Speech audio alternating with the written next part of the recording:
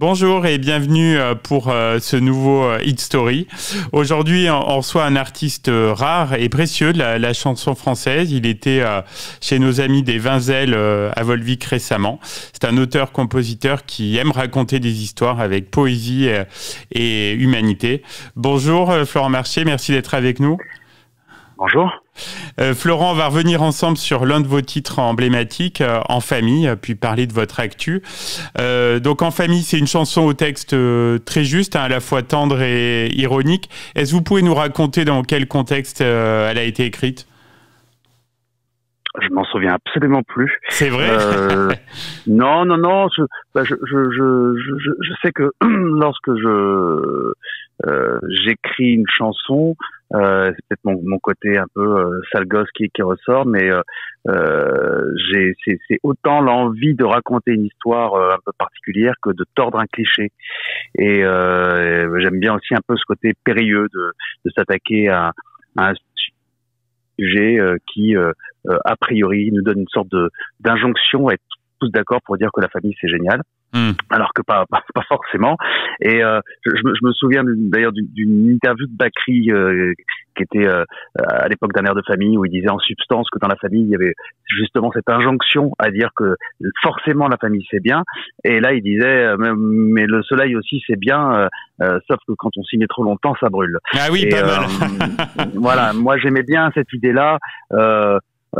Pour moi, la chanson elle doit être avant tout une sorte d'expérience autant cathartique qu'émotionnelle, et c'est important d'aborder des sujets qui peuvent être un peu douloureux ou un peu graves, et qui vont libérer aussi après d'une manière assez large. Je parle pas forcément de ma petite personne quand j'écris, parce que pour moi l'idéal dans l'écriture d'une chanson, c'est quand l'histoire, aussi intime soit-elle, elle devient un tableau sociologique en soi. Très souvent, c'est une sorte de façade de dire que la famille, ça protège, la famille, c'est les gens qui vous comprennent, alors que pas forcément. Et c'est vrai qu'il y a des places préétablies parfois qui sont assez douloureuses à vivre, et qu'il y a plein de gens qui souffrent justement du regard de la famille et qui ont du mal à vivre. Et j'avais envie de montrer ça. Et puis quand on aborde un sujet comme ça, ça permet de ça aussi, j'aimais bien l'idée d'avoir plusieurs petits scénarios dans la chanson, plusieurs cas de figure. Voilà. Donc ça, c'est assez ludique et amusant d'écrire une chanson pareille, tout autant que ça peut être, on passe par des phases un peu angoissantes. Ça, je me souviens aussi, parce qu'il y a toujours la peur quand même du cliché. Enfin, moi, tout oui, c'est sûr. Ouais. Je traque,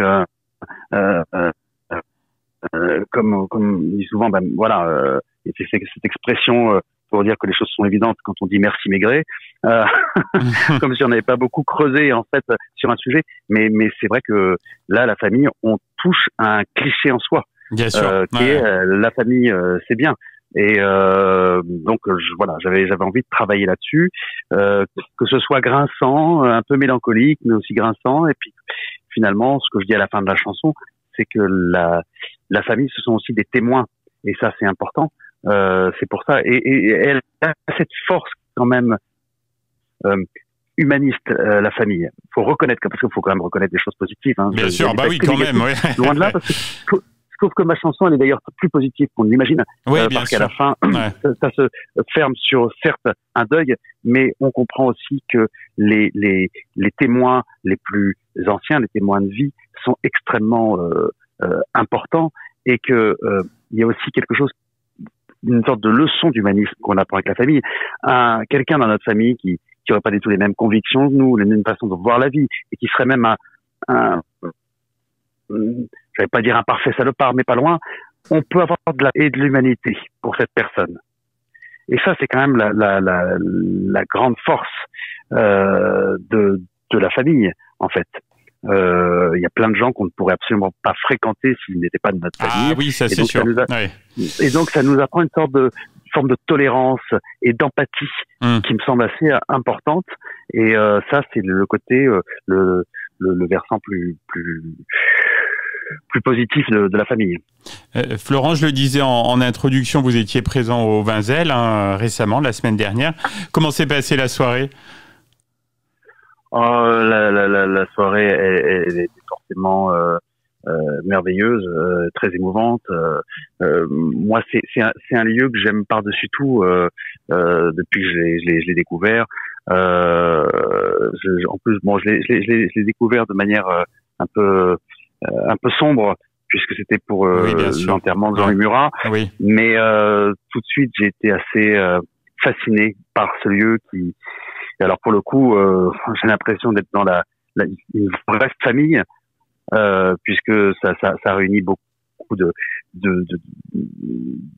à la fois de conviction et puis de manière de vivre qui moi me plaît, sur l'échange, le partage, la culture, mais pas que, aussi l'écologie, aussi il y a une librairie qui est extraordinaire. Ah ouais, c'est génial. Ouais. Et voilà, et puis le fait d'avoir des légumes en permaculture et un restaurant qui prend ses produits en circuit court. Enfin, il y a tout un état d'esprit moi qui m'a plu, mais au-delà de tout ça, qui sont des idées plus génériques, c'est surtout les gens qui travaillent là-bas, à commencer par les deux sœurs. Laure et Clémence, qui sont d'une générosité, d'une gentillesse inouïe. Et moi, j'ai vraiment l'impression d'aller chez des amis, vraiment. Ouais. Et le public est à leur image aussi, les gens qui viennent là-bas. Donc ça m'a beaucoup touché de revenir jouer ici. C'était important pour moi de jouer pour la première fois des nouvelles chansons chez eux. Je crois que c'était, mais dès le début, en fait, j'ai appelé Laure très rapidement en lui disant voilà, on va essayer de me trouver une date parce que je l'ai appelé un peu tard, mais en lui disant voilà, je voudrais chanter pour la première fois les chansons de mon prochain album avant d'enregistrer l'album, ce que je n'avais jamais fait là, depuis que je fais des albums. C'est toujours un peu compliqué, et à fortiori encore plus depuis qu'il y a des réseaux sociaux, depuis qu'on peut filmer facilement. Oui, on n'a pas envie de retrouver des morceaux alors qu'ils sont parfois pas terminés ou on a encore des doutes sur des passages et tout. Mais justement de le faire devant un public aussi respectueux, c'était une chose possible. Et puis moi, je suis vraiment dans une phase un peu, je vais pas dire fébrile, mais disons que forcément de doute au niveau de mes chansons. Est-ce qu'elles sont abouties? Est-ce que j'ai touché juste par rapport à ce que j'avais envie d'écrire? Encore une fois, j'aborde des sujets comme sur les albums précédents qui sont pas toujours faciles, parfois des sujets qui sont nouveaux pour moi, et en me disant est-ce que j'ai pas sauté les pieds joints dans le cliché. Donc ça c'est toujours, puis ça, on s'en rend compte devant le public. Et alors justement, ça a été validé, ouais, ça. J'ai l'impression, alors les gens mentent bien, je sais pas. non, si, je crois que ça a quand même plu, même si moi j'ai une petite tendance à ne pas écouter quand on me dit des belles choses ou des compliments. J'ai plutôt une tendance à aller chercher en fait la chose négative. Ça, il faut que je m'en guérisse quand même, mais j'ai plutôt tendance à creuser en me disant bon, mais il n'y a pas une chanson que t'as moins aimée quand même, c'est laquelle?